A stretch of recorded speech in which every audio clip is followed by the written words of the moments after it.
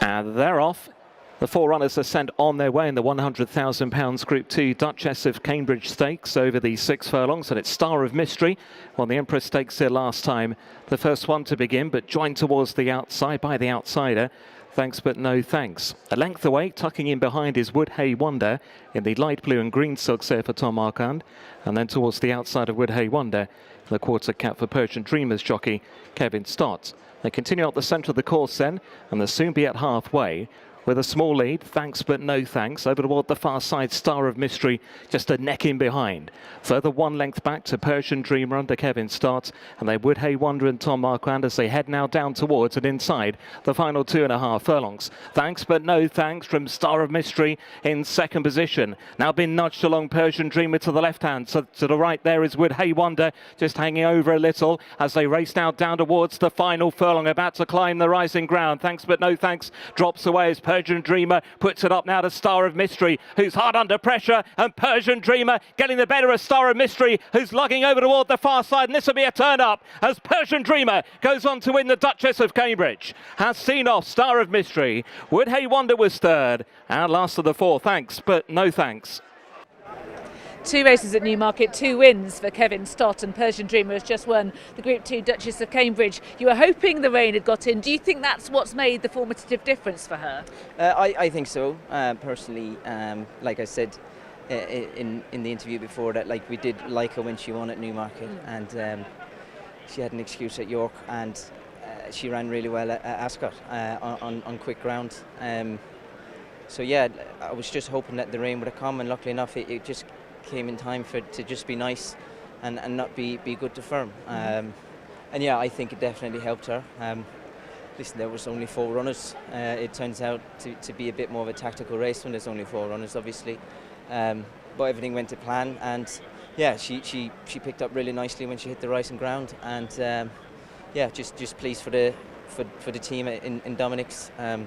They do a really good job, so yeah, all credit to them, to be fair. It's his first group winner for Dominic French-Davies. So yeah, so I hear. No, like I said, they're doing a really good job. The team there are brilliant. They work very hard, and yeah, it's nice to be able to reward Dom with some nice horses, because he does a really good job. You know? So you referred to the race going to plan. What were you thinking as it sort of developed? Well, I was always wanting to lead, and the other horse of Kay's in the race was always going to go forward. I just wasn't too sure what Will was going to do, and obviously then he went forward, so I could kind of just keep my eye on him to kind of see how well he was travelling. And yeah, inside the 2, I kind of asked my filly to pick up, and she did nicely. And to be fair, when I got stuck into her, I gave her a reminder behind the saddle. She picked up nicely, and to be fair, she hit the rising ground and kind of took off. I think she'll get further in time, and she's quite tall. She's quite leggy, and I think as a 3-year-old she should be getting, you know, a mile plus even. Well, Dominic was saying he was hoping she might develop into a Guineas filly, and there's nothing that you had said there that would discourage him. No, I mean it's a guessing game a little bit, isn't it? You know. Certainly at this stage. Exactly.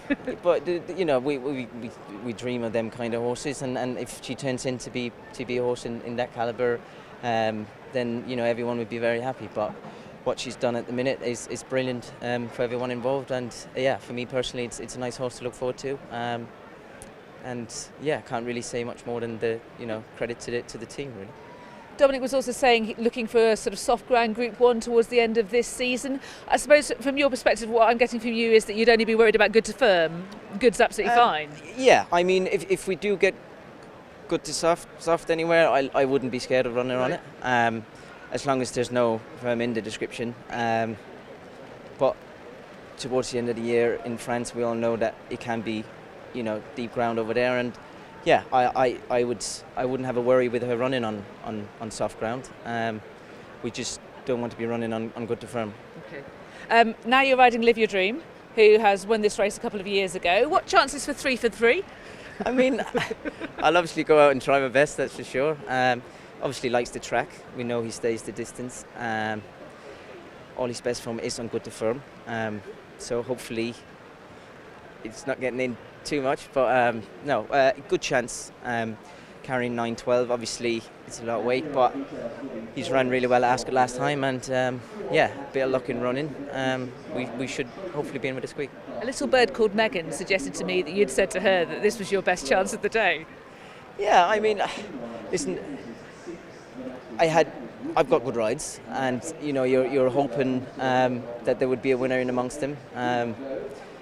Looking on paper, you know, Will's horse was very, very hard to beat, and like I say, with the ground, we didn't know what was going to happen, etc. And yeah, it's yeah, I'm 2 for 2 now, and hopefully we can make it 3. We'll see.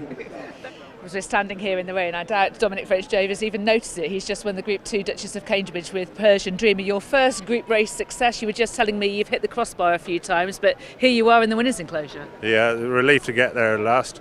Lovely smashing filly. She's done nothing wrong all year really, but she needs to get a toe in the ground, and we were praying for the rain today, and it has come. I was saying to Ollie beforehand that I didn't wear a mat because I was hoping it would rain. Superstitious type. Yeah. So had she come out of Royal Ascot well, when I imagine she'd have found the ground pretty quick? Fine. I mean, she was the last horse off the bridle at Ascot, and she just doesn't let herself down when the ground's as fast as that. They actually did a very good job at Ascot. The ground rode pretty good all week, but it was proper fast ground. There was no jar. She came out of it well, and she's been able to come here then, you know, not that long afterwards and run a top race. She's quite a well-grown filly as well, isn't she, for 2? She would have handled these conditions pretty well, I'd have thought, as well as just purely the ground. Yeah, she's a big, strong filly, and that's probably why she doesn't go on the fast ground. She's a big, heavy filly on those legs on fast ground, you know. But I think she'd be a lovely filly going forward. We've always, when she won here, on the Rowley Mile early on in the year, I always felt that she might turn out to be a Guineas filly next year, and she gives you that sort of a feel. Where might we see her next? We'll have to see, you know. Probably she's done her bit for the moment, and we will wait until the ground is right and the races are right. But you can imagine that she'd be going for a sort of little soft ground Group 1 in the autumn. And if I'd have said to you 12 months ago that you'd have been training the winner of the Duchess of Cambridge Stakes, would you have believed me? Probably not. No, definitely not. How transformative has the patronage of Arrow Racing been for you? Very much so. I mean, we've got some nice horses. You know, we had some nice horses in the yard at the time, but yeah, I never would have had this sort of a class of a horse before. And 2 runners in the race as well. You know, not just 1. 50% of the field. Exactly, yeah. exactly. Yeah, fantastic. And so what's changed for you? I mean, back at the yard, you know, what's different in terms of mood, personnel, all that kind of thing? It's always good. It's always good for morale when horses are winning and when they're winning nice races. And yeah, the lads love it. Watch live racing now on racingtv.com.